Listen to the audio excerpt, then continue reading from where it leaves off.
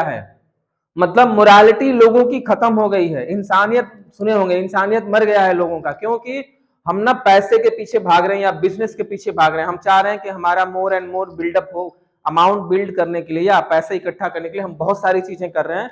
तो आज के डेट में एथिक्स इश्यूज आ गए हैं मॉडर्न मेडिसिन। मॉडर्न मेडिसिन का मतलब है आज के डेट में जो हम लोग बिहेव कर रहे हैं या जिस लेवल का ट्रीटमेंट बढ़ गया है, जैसे पहले कैंसर की बीमारी का इलाज उतना नहीं था, आज के डेट में थोड़ा सा है। बहुत सारी ऐसी बीमारियां हैं जिसका आज के डेट में इलाज आ गया है, तो बहुत सारे कॉम्प्लिकेशंस होने लगे हैं। लोग ना मॉडर्न मेडिसिन के नाम पर लोगों को ठगने लगे हैं, लूटने लगे हैं, ट्रीटमेंट के नाम पे लूट रहे हैं लोग। फाइनली लास्ट में बोल देते हैं कि हमारे बस की बात नहीं है, हम कहीं रिफर कर दे रहे हैं। यही होता है ना अक्सर। तो चीजें ये ना, इसमें मोरालिटी का बहुत बड़ा इश्यूज आ गया, एथिक्स का।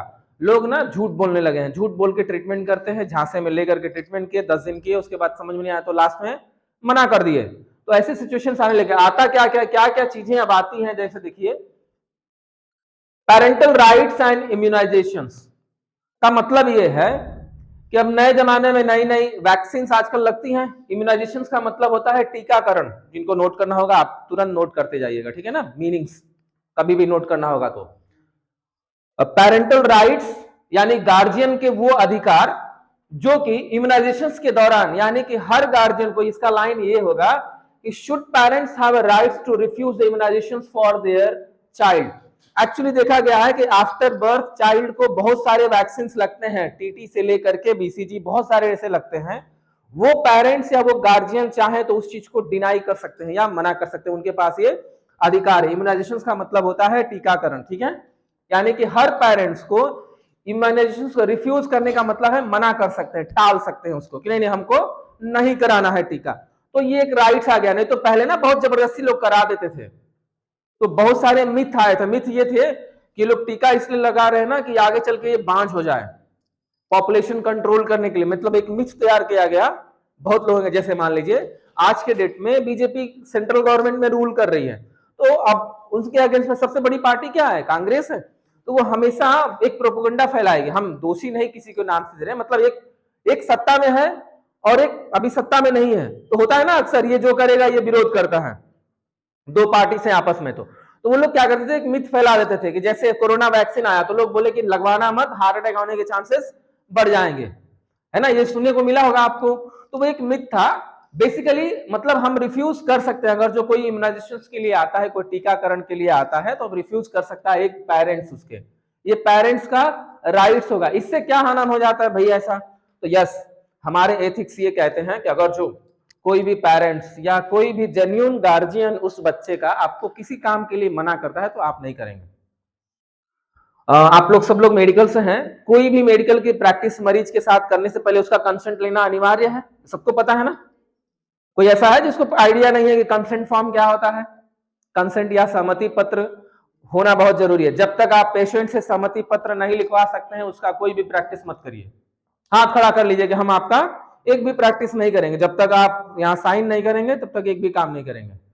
इसके पीछे रीजन आप भी जानते हैं कि वो हम एथिक्स के हिसाब से चल रहे हैं कि भाई आपने हमें पे किया ठीक है इस काम के लिए, लेकिन आप परमिशन भी दीजिए कि हम आपके बॉडी के साथ, जैसे खून ही निकालना है सिंपल, पंक्चर करेंगे ना भाई, उसको पेन होगा। पंक्चर जैसे सुई लगाया हार्ट अटैक हो गया, हो सकता है ना। क्या सुई लगाने से आदमी मर सकता है क्या? कभी नहीं मरेगा। लेकिन जब हम पहले ही कंसेंट लिखवा लेंगे कि हम आपको पंक्चर करेंगे, आपका जो टेस्ट आप कराने आए हैं इसके लिए आपका, हमको इतना सैंपल चाहिए, आपसे ब्लड चाहिए, इसके लिए हम आपका खून निकालेंगे 2 ml। ये जब कंसेंट पे सहमति रहेगा तो आपको कोई दिक्कत नहीं आने। तो हमारा एथिक्स ये बोलता है कि भाई आप कोई भी काम करिए एक अच्छे बिहेवियर और मोरल के साथ करिए, अपनी जिम्मेदारी समझते हुए करिए। दूसरा पॉइंट है हेल्थ एक्सेस। देखिए इंडिया में जो भी पैदा हो रहा है, every citizen of India have a rights to take a treatment. वो यही पॉइंट कर रहा, is a basic health care rights और प्रिविलेज। हेल्थ का ना, हेल्थ केयर का एक्सेस मतलब हर व्यक्ति, आप किसी को मना नहीं कर सकते हैं। अब पॉइंट धीरे धीरे समझ में आ रहा है कि सब्जेक्ट क्या कहना चाह रही है। यानी कि ये पेशेंट का ये राइट है या हर एक व्यक्ति का राइट है कि वो आकर के आपके हेल्थ केयर में अपना ट्रीटमेंट ले सकता है। वही इसका मतलब बता रहा है कि हेल्थ केयर एक्सेस का मतलब है जो आप सुविधा दे रहे हो हेल्थ केयर से रिलेटेड, उसके लिए जो भी व्यक्ति आना चाहे वो आकर के आपसे उस सुविधा का लाभ ले सकता है, आपको बदले में पैसे ही चाहिए ना। ऑब्वियसली अगर जो आप छोटी सी अल्ट्रासाउंड की मशीन डाल करके अल्ट्रासाउंड लोगों का कर रहे हैं तो हर किसी के लिए एक्सेस होना चाहिए। ऐसा तो नहीं है कि आप बोलेंगे कि केवल हम यादव हैं तो यादव के लिए, या अक्सर अमेरिका में देखा गया था, ये सब आए क्यों है, ये सब नियम क्यों बन गए अमेरिकन में ना, बहुत ज्यादा इसका हुआ, नॉन क्रिश्चियन क्रिश्चियन, गोरे और कालों के बीच में भेद था, बहुत सारी दिक्कतें आ गई थी इसमें। तो इन सब से वजह से ये सब ला दिया गया कि भाई एथिक्स आप जानिए, आप समझिए, एक मेडिकल प्रैक्टिशनर है तो एथिक्स आपको पता होना चाहिए कि किस व्यक्ति के साथ कैसे बिहेव करना है। ठीक है, हट गया क्या ये? नहीं, ओके। तो हेल्थ केयर एक्सेस क्या करता है, मतलब ये is the basic health care rights और ए प्रिविलेज। हर व्यक्ति को एक अधिकार है हेल्थ केयर की फैसिलिटी को लेने के लिए, प्रिविलेज दिया गया है, आप डिनाई नहीं कर सकते हो। क्या ऐसा हो सकता है आप कहीं कोई आसपास जाएं, गवर्नमेंट का हॉस्पिटल ही हो और डॉक्टर खड़ा खड़ा होकर पेन रख दे, बोले कि हम नहीं करेंगे आपका ट्रीटमेंट, ऐसा हो सकता है क्या? अगर जो ऐसा उन्होंने किया तो फिर उनके साथ कोई कानूनी कार्रवाई की जा सकती है, क्योंकि उन्होंने आपके राइट्स को मार दिया या हनन कर दिया आपके राइट्स को, या अबॉलिश कर दिया। इस केसेस में आप अपने राइट्स में आर्टिकल 19 से लेके 15, 14 सब इस्तेमाल करके उनके खिलाफ केस कर सकते हो ये। लेकिन इससे पहले हम उस डॉक्टर को ही क्या कर रहे हैं, एथिक्स बता रहे हैं, या हर एक मेडिकल प्रैक्टिशनर को एथिक्स बता रहे हैं कि भाई आप ऐसा नहीं करेंगे, क्योंकि आपको हम नियम बता दिए, जैसे बता दिए कि is the basic health care rights और प्रिविलेज है, ये क्या एक्सेस होना चाहिए सबके लिए, हर एक व्यक्ति का अधिकार है कि आपके पास आए और ट्रीटमेंट ले ले, आप मना नहीं कर सकते। दूसरा है public safety versus individual rights. Ethical का इश्यू बहुत दिक्कत रहा है, कभी कभी हमारे अधिकार पब्लिक के अधिकार के वजह से हनन हो जाते हैं, या ऐसा लगता है कि हम अपने अधिकार को गंवा दे। जैसे जैसे मैं इसका एक बहुत अच्छा एग्जांपल है कि अबॉर्शन, एक प्रेग्नेंट लेडी को अबॉर्ट या डीएनसी डायलेशन एंड क्यूरिएट जो किया जाता है, मतलब बच्चा गिराने वाली समस्या है, बिना मदर के कंसेंट का कोई भी अबॉर्शन नहीं हो सकता है, ये नियम है, सीधा सीधा कहते हैं, अबॉर्शन एक्ट है इसके ऊपर पूरा महिला के लिए एकदम। अब क्या है, हम ये देख रहे हैं अब public safety versus individual rights. Public safety का मतलब होता है आम जनता के लिए जो भी राइट्स दिए गए हैं वो किसी एक व्यक्ति के राइट से कभी कभी टकरा जाता है। अब मान लीजिए उसके हस्बैंड ने ये कहा कि ये मेरा बच्चा नहीं है, तो क्या उस बच्चे को अबॉर्शन किया जाना चाहिए? क्या केवल फादर मना कर दे कि नहीं ये मेरा बच्चा नहीं, तो क्या वो औरत अबॉर्ट कर सकती है? बिल्कुल नहीं कर सकती है। अब इसमें इंडिविजुअल क्या है, उस मदर का एक्ट है, और कानून के तौर पे वो चाह रहा है ना कि ये चीजों को हटा दे जाए, उस बच्चे को अबॉर्ट किया जाए, मेरा बच्चा नहीं है। तो ऐसा नहीं होता है, एथिक्स ये कहेगी कि नहीं, जब तक बच्चा पैदा नहीं हो जाएगा, जमीन पे आ नहीं जाएगा, उसका डीएनए या जो भी कानूनी तौर पे उसके टेस्टिंग होने हैं, जब तक उससे हम क्लियर कट एक एक चीज क्लियर नहीं कर लेंगे तब तक कुछ बच्चे को छेड़ा तक नहीं जाएगा। मतलब छेड़ने का मतलब इन द सेंस कि एक सुई भी नहीं चुभानी चाहिए जब तक बच्चा ओम में रहेगा। नियम ये कहते हैं कि ये मैं आपको बता दे रहा हूं कि प्रेग्नेंट लेडी है, जब तक बच्चे की पैदाइश या डिलीवरी नहीं हो जाती है तब तक उस बच्चे के ऊपर कोई टेस्टिंग कोई ट्रीटमेंट नहीं कर सकते हैं। दूसरा चीज, बर्थ के बाद भी 3 से 9 महीने तक अगर जो बच्चा फिट नहीं रहा, इस 3 से 9 महीने के बीच तक अगर जो वो बीमार एक बार दो बार भी पड़ा है या इम्यूनिटी उसकी घटी है तो भी टेस्ट नहीं किए जा सकते हैं। जब वो पूरी तरह से हेल्दी मेंटेन करेगा तब जाके उससे सैंपल लेके डीएनए टेस्ट किए जा सकते हैं। ठीक है, अब बहुत लोगों का क्वेश्चन होगा कि अमनियोटिक फ्लूइड निकाल करके चेक किया सकता है, प्लेसेंटा से निकाल के? नहीं, कुछ नहीं करना है। गवर्नमेंट या कोर्ट इस पे बहुत स्ट्रिक्ट है, सुप्रीम कोर्ट का ऑर्डर है कि जब तक बच्चा ओम में मां के रहेगा तब तक आप किसी भी माध्यम से उसको टेस्ट कर ही नहीं सकते हैं। यहां तक कि आजकल मेल फीमेल भी नहीं कर सकते हैं। क्या? बिल्कुल नहीं कर सकते हैं। दूसरा है client care decision making, who dedicates clients are client, physician, attorney and medical insurance carrier. Client care decisions, client care का मतलब यहां पर पेशेंट को लेकर के है कि जब कभी भी पेशेंट एक क्लाइंट के तौर पर आपके आता है, देखे होंगे ना डॉक्टर्स बोलते हैं कि आज हमारा क्लाइंट के साथ मीटिंग है, ऐसा है।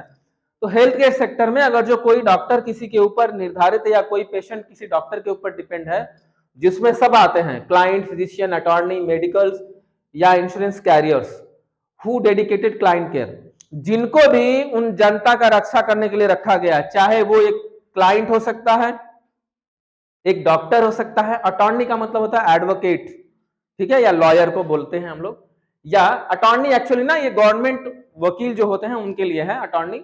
और मेडिकल इंश्योरेंस, अब भाई देखिए हेल्थ केयर में ना बहुत सारे चीजें हैं, तो जितने भी इन सब से जिले से उस सबके लिए डिसीजन मेकिंग व्यवस्था भी होनी चाहिए। एथिक्स बताता है, एक केस, बहुत सारी केसेस ऐसे हैं कि जिसमें बिना एथिक्स का राय लिए हम उस पर कोई कानूनी कार्रवाई नहीं कर सकते। जैसे डेड बॉडी को सौंपना है, अगर जो वो अननोन कोई बॉडी है या जिसका कोई ददखा नहीं है, ठीक है ना, जिसको, तो उसको 48 घंटे तक रखा जाता है। और 48 घंटे तक हम एक खबर फैलाते हैं या पहुंचाते हैं लोगों के बीच में, न्यूज़पेपर के जरिए या बुलेटिन्स के माध्यम से, कि एक हमें अज्ञात लाश मिली है, इसका ये चीजें हैं, इसका चेहरा ऐसा है, जिनको भी अगर जो कोई ऐसा है व्यक्ति तो आए और इसको एक बार देख ले। अगर जो 48 घंटे तक कोई नहीं आता तब हमें गवर्नमेंट को सौंपना होता है, तो डिसीजन हमको मेक करना होता है। अब उस अगर जो मान लीजिए कोई ऐसा व्यक्ति है जो फाइंड हो गया जिसका डिटेल्स है, तो सारी चीजें हम देखते हैं, ध्यान देते हैं, डिसीजन लेना है कि क्या 48 घंटे के बाद बॉडी को और रखना है या इसको डिस्पोज कर देना। डिस्पोज का मतलब है समाप्त कर देना है। दूसरा है treatment of birth defect. Should children with the serious birth defect be kept alive. अच्छा, ये ट्रीटमेंट ऑफ बर्थ डिफेक्ट क्या है कि बहुत सारे ऐसे बच्चे म्यूटेंटली पैदा ही अपंगता के साथ होते हैं। कभी ना पता लगा कि 2 सिर आ गए, 2 मुंह आ गए हैं, आंखें 4 हैं, मतलब ऐसी जो म्यूटेंट वाले बर्थ होते हैं, क्या उनको मार दिया जाए? मारा जा सकता है तुरंत का तुरंत, पैदा हुआ मार दो भाई, ये सही नहीं है, ठीक ठाक नहीं है, तुरंत, ऐसा हो सकता है क्या? नहीं। एथिक्स या मोरल ये कहते हैं कि नहीं, उस बच्चे को भी जीने का अधिकार है, अगर भले ही वो डिफेक्ट है, आप उसको जीवित रखेंगे, ठीक है। हाँ, ट्रीटमेंट ऑफ बर्थ डिफेक्ट यानी कि जो बच्चा पैदाइशी किसी डिफेक्ट के साथ हो गया है तो उसको ट्रीटमेंट करिए, मारा नहीं जा सकता, उसको जीवित रखना होगा, ठीक है ना, भले ही वो नेचर सीरियस का हो। जो डिफेक्ट आया है बहुत सीरियस है, जैसे ना एक था उसको ना 1 यानी 1.5 हार्ट थे, 1.5 हार्ट से, मतलब 1 से ज्यादा हार्ट था उसमें, उस व्यक्ति के पास। अब ना ब्लड सर्कुलेट करने में इतना ज्यादा तक उसकी बीपी बढ़ जाती, क्योंकि एक ही हार्ट है, आपके बॉडी के हिसाब से जो पंप करता है ना, जरूरत से ज्यादा तेज करने लगे तो हार्ट बीट बढ़ जाती है, जिससे बीपी होने के चांसेस है। अब छोटा बच्चा है, एकदम पैदा हुआ है, मुश्किल से 3 से 4 दिन का होगा, अगर जो वो बच्चा के पास 1 से ज्यादा हार्ट है, मतलब 1.5 गुना हार्ट है, समझ रहे हैं मेरी बात, अगर इतना आकार में उसका हार्ट है तो जाहिर सी बात है उसका ब्लड प्रेशर बढ़ जाएगा भाई, पंप तो अपने हिसाब से करेगा ना। छोटी सी पाइप में बड़ा वाला मोटर लगा दिया पानी चढ़ाने के लिए, तो या तो पाइप फट जाएगा तो मोटर जल जाएगा, तो वही चीज होगा, ठीक वही। तो ऐसे केसेस में अब इतना बड़ा डिफेक्ट है तो डिसीजन तो हमको लेना होगा, पर मार नहीं सकते। क्या मार सकते हैं क्या? ऐसा बिल्कुल नहीं मार सकते। हम ट्रीटमेंट लेवल तक, जब तक वो जीवित है तब तक ट्रीटमेंट करने का उसको पूरा अधिकार है, मारा नहीं जा सकता। कोई भी मेडिकल या एथिक्स नहीं कहता है कि ऐसे बच्चों को मारना चाहिए, बिल्कुल नहीं, इसलिए एथिक्स सिखाया जाता है। अबॉर्शन राइट्स, हर वोमेन को एक अपना इंडिविजुअल अधिकार है, जैसे मैंने अभी कहा, लिख लीजिएगा। अबॉर्शन का मतलब क्या होता है? हाँ, should a women be allowed an abortion for any reason. अगर जो औरत चाहती है कि अबॉर्शन कराना है, उसका XYZ रीजन जो भी हो तो करा सकते हैं, ठीक है, लेकिन वो नहीं चाहेगी तो नहीं करा सकते हैं। Equality in medical care, equality in medical, equality का मतलब है एक समान लोगों को ट्रीट करने वाली व्यवस्था होती है कि मेडिकल केयर में हम सबको एक समान ही ट्रीटमेंट देंगे, कभी भी भेदभाव नहीं करेंगे। Should everyone receive equal treatment in a medical care. Genetic disease and reproduction, should people with the genetic disease be allowed to be have a children. Genetically जिन बच्चों को कोई प्रॉब्लम है, जैसे ना बौना, छोटे बच्चे ना जो छोटे नहीं आते हैं, बौना सबको पता है ना, क्या उनको अपनी फैमिली बनाने का अधिकार नहीं है?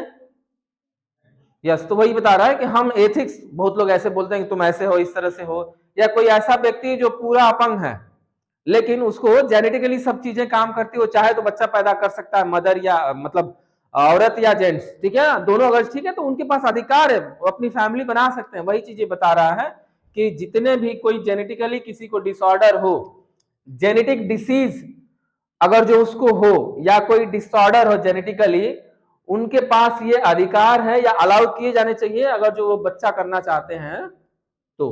अगला है end life care, should individual be allowed to die without measures to prolong life. हर एक व्यक्ति को मरने का भी अधिकार है, ठीक है, हर एक व्यक्ति को अपनी लाइफ को मारने का भी अधिकार है, ठीक है ना। इसमें हम लोग ऑलरेडी बता चुका हूं मैं आपको, इसके बहुत सारे थोड़े से नियम है, लेकिन हर व्यक्ति मर भी सकता है, उसको अधिकार है इतना।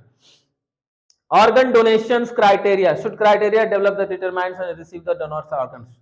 हर एक व्यक्ति अगर जो मर रहा है और उसको ये महसूस होता है कि अगर जो हम किडनी की वजह से मर रहे हैं, हमको अगर जो किडनी कोई दे दे या हम किसी और की किडनी लेकर के लगा लें तो हम बच सकते हैं, तो अधिकार है ना ये सब करने के लिए। बस इसमें मोरल्स को ध्यान देना होता है कि हम ऐसा तो नहीं है कि किसी को जबरदस्ती पकड़ के लाए, चलो तुमको घर तुम्हारा संभाल लेंगे, तुम्हारे बेटी का शादी करा देंगे, बस तुम किडनी अपनी दे दो। ऐसा हो सकता है क्या? नहीं हो रहा है। एथिक्स यही बताता है कि ऐसा काम मत करिएगा भाई, लीगली जो हो संभव हो करिएगा, नहीं तो मत करिएगा।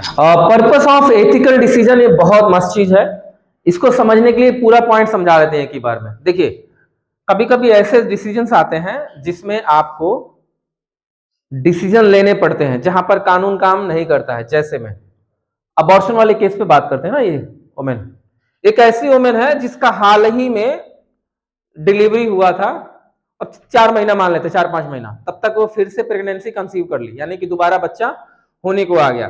जब तक पता लगता तब तक फिर से 3 महीना हो गया, यानी कि अब पिछले बच्चे से अब जो प्रेगनेंसी आ गई 7 महीना हो गया टोटल, है ना। यानी बच्चा जो कोख में जब पल रहा है वो 3 महीने का है और 4 महीना पहले डिलीवरी, टोटल 7 महीने का गैप हो गया। तो मिनिमम एटलीस्ट 2 साल का गैप है, एक सुने होंगे आप लोग ये, है ना।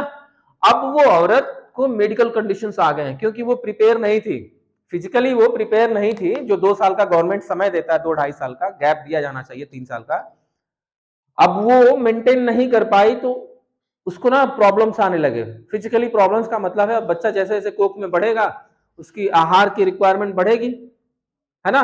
अब मदर के ऊपर एक तो बच्चा जो है कि ब्रेस्ट फीडिंग भी हो रहा है, बच्चा दूध भी पीने वाला एक बच्चा है जो पहले से ऑलरेडी है, तो उस केस में अब डिसीजन क्या लेना है? बच्चा गिराना एक ऑप्शन है।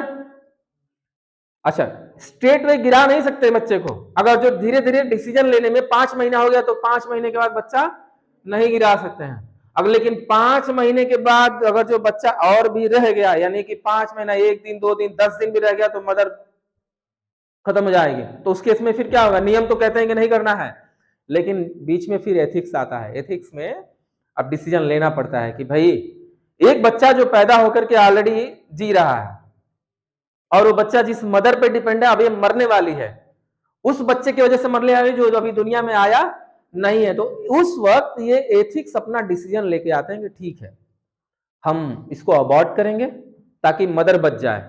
मदर बच जाएगी तो जो बच्चा ऑलरेडी पहले से पैदा होकर के 7-8 महीने का है वो भी इसके ऊपर डिपेंड है, तो वो भी बच जाएगा।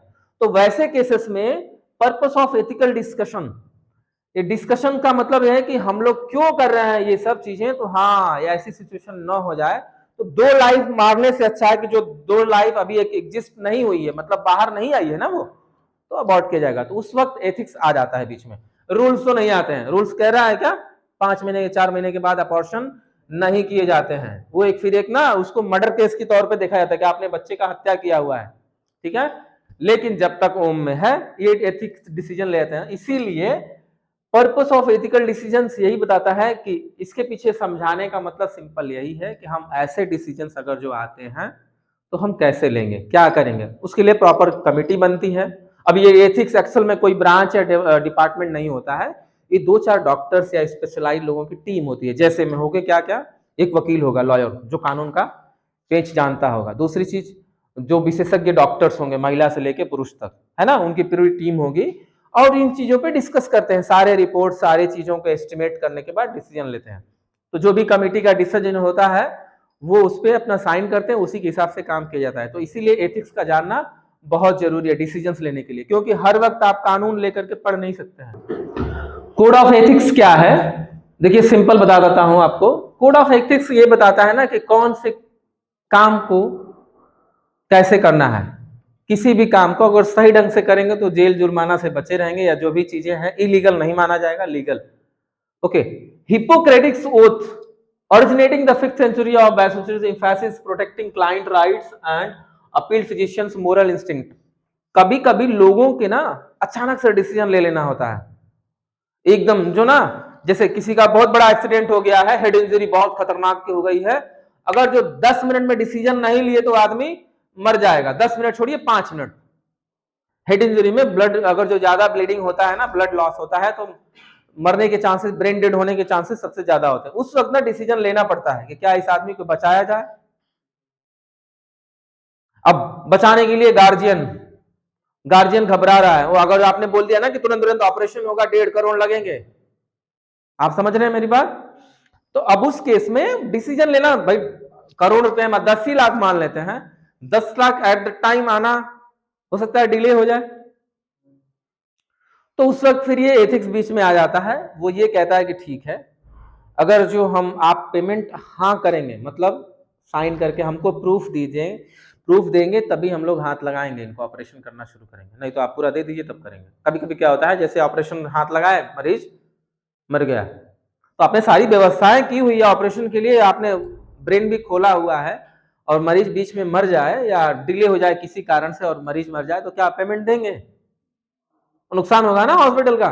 तो बीच में एथिक्स भी आती है कि भाई ओनर का एथिक्स ये है कि आप कोई भी काम करिए बिना कंसेंट लेकर के मत करिए, बिना पेमेंट लेकर के। हम लोग आगे भी पढ़ेंगे इस पे कि हम जो भी सर्विसेज देते हैं उसके लिए पेमेंट लेने का अधिकार हमें मेडिकल प्रैक्टिशनर को है।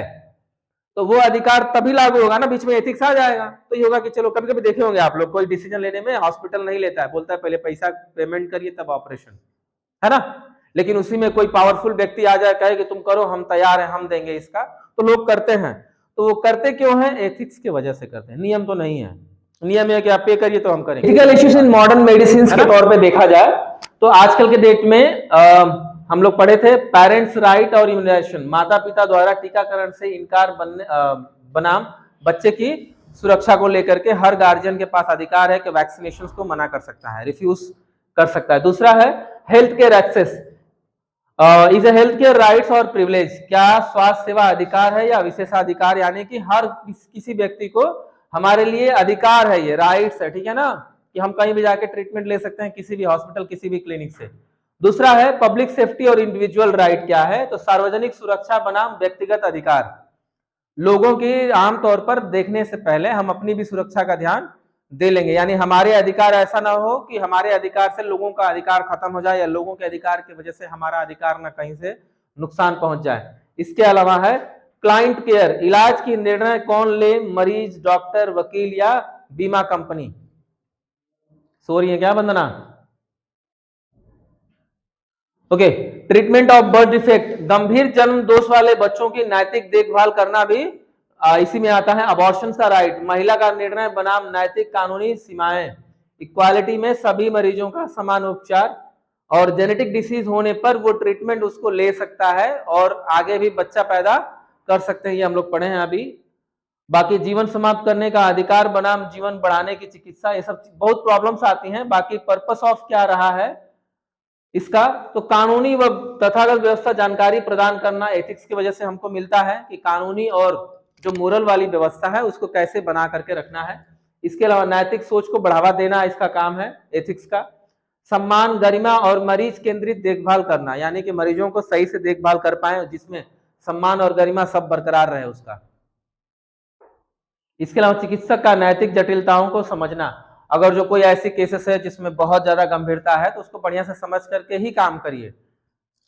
इसके अलावा दो तीन शब्द आपको बहुत मिलेंगे, लॉ, एथिक्स और बायोएथिक्स। लॉ क्या है? कानून को बताता है। एथिक्स क्या है? मोरल्स को बताता है। और बायोएथिक्स क्या है? कि किसी व्यक्ति को कोई जेनेटिक चीजें बदलनी होगी, जैसे ट्रांसप्लांटेशन, इजिली खून देने की बात है कि किसी को खून की जरूरत है, आप दे रहे हो, तो वो सब बायो एथिक्स में आता है। और बिना कुछ अंग का दान प्रदान किए हुए कोई एथिक्स की बात करते हैं तो एथिक्स ये बताता है। बाकी ये नियम और कानून है। कानून नैतिकता और जैव नैतिकता की तुलना पे बात हो रही है। अधेरेंस एंड लायबिलिटी का मतलब कानून में दंड, नैतिकता और नैतिक जिम्मेदारियों को बताता है। इन्फ्लुएंस ऑफ लॉ एथिक्स का मतलब है कानून नैतिक मानकों का प्रभावित करता है। और ये थोड़ा सा बोरिंग होगा, हम क्वेश्चन पे चलते हैं ना सीधा सीधा। चलिए, क्वेश्चंस कैसे आते हैं या कैसे सवाल इसमें किए जाते हैं। जैसे what is an ethical issues in health care? Ethical issues क्या होते हैं हेल्थ केयर में? अभी हम लोग पढ़े थे कि जैसे बच्चे का डिफेक्ट हो जाना बाय बर्थ, लेकिन उसको ट्रीटमेंट दिया जाना चाहिए ना कि उसको खत्म करना है। ठीक है, ठीक है, चले पढ़ते हैं। An ethical issues is in situations where the moral principles are involved in a medical decisions making. जब चिकित्सा निर्णय में नैतिक सिद्धांत शामिल हो तो उसे नैतिक मुद्दा कहते हैं। नैतिक मुद्दा का मतलब वही डिसीजन लेना है कि क्या करना है, इसको छोड़ना है या निपटा देना है ना। जैसे मरे हुए व्यक्ति की लाशों को जो क्या बोलते हैं अननोन बॉडी है जिसका कोई है नहीं, तो उस केस में 48 घंटे के बाद क्या करना है, उसको रखना है या और वेट करना है 48 घंटे तक और रख सकते हैं क्या। तो वैसे डिसीजन हम लोग एथिकल डिसीजन ही लेते हैं। ठीक है ना। Basically what is the mean by the public safety versus individual rights, इसका मतलब क्या है, तो यह समाज की सुरक्षा और व्यक्तिगत अधिकारों के बीच टकराव है, उसको बचाने के लिए एथिक्स का इस्तेमाल करते हैं हम लोग। Should parents be allowed to refuse immunization, हाँ बिल्कुल कर सकते हैं। यह विवादास्पद है कि बच्चे की सुरक्षा और सार्वजनिक व्यवस्था का महत्वपूर्ण है। ओके, ये बताता है कि क्या पेरेंट्स बच्चे का रिफ्यूज कर सकते हैं इम्यूनाइजेशन, बिल्कुल कर सकते हैं, उनके पास है। तो ये कभी कभी ना प्रॉब्लम ही है ना, हम सोच रहे हैं कि मतलब कोविड फ्री या पोलियो मुक्त भारत बनाए, लेकिन गार्जियन क्या कर रहा है, मना कर रहा है, मना कर रहा है ना। तो रूल तो ये है कि हम चाह रहे हैं भाई कि तुम पिलाओ, है ना, लेकिन उधर गार्जियन का भी रूल आ गया है बीच में कि नहीं नहीं हम पिलाएंगे नहीं भैया, कहीं पिला दिए तो इसको दूसरी बीमारी पकड़ लगी, हो सकता है आप प्राइवेट कंपनी वाले टेस्ट करने आए हो, है ना, तो रिफ्यूज कर रहे। तो ये प्रॉब्लम्स है जो एथिक्स और रूल के बीच में आके टकराते। इसमें हम लोग खुद डिसीजन लेते हैं, हम जाके बताते हैं, एनएम ना घर में जाके बताती हैं कि आप अगर जो पोलियो नहीं करेंगे तो कल को बेटे को लकवा जैसी शिकायत आ जाएगी। ठीक है, हम लोग पूरी कॉम्प्लिकेशन जब बताएंगे तो बोलते ठीक है दुए बूंद ना, हाँ दुए बूंद, तो देखते पिलाते समय वो देखते हैं 1 2, तो हम अपने तरफ से प्रिपेयर कराते हैं। यस बिल्कुल कराया जाता है, ये चीजें हैं। जब आप ना जॉब पकड़ लेंगे इस फील्ड से, अगर जो आपका वही काम होगा तो आपको ट्रेनिंग दी जाएगी, कोई ऐसा मना करे तो कैसे उसको मनाना है। ठीक है, उसके बाद चलिए ठीक है, ये सब आप लोग देख लीजिएगा, मैं क्वेश्चन दे दूंगा, इससे ना आधी चीजें समझ, लेकिन आज के आज इसको पढ़िएगा, 2 दिन बाद पढ़ेंगे ना तो चीजें पीछे का भूल जाते हैं थियरी, तो फिर ये क्वेश्चन आंसर कर पाना बहुत मुश्किल है। क्या महिला स्वतंत्रता और नैतिक कानूनी सीमाओं के बीच टकराव, ठीक है ये समझ में आ जाएगा धीरे धीरे, बहुत ईजी है, इसलिए डबल लैंग्वेज में मैंने कर रखा है सारी चीजें, और इसमें हमको नहीं लगता है कोई दिक्कत आने वाली है आप लोगों को ज्यादा से ज्यादा। बाकी आप घर पे जाके पढ़ेंगे। रही बात एक बार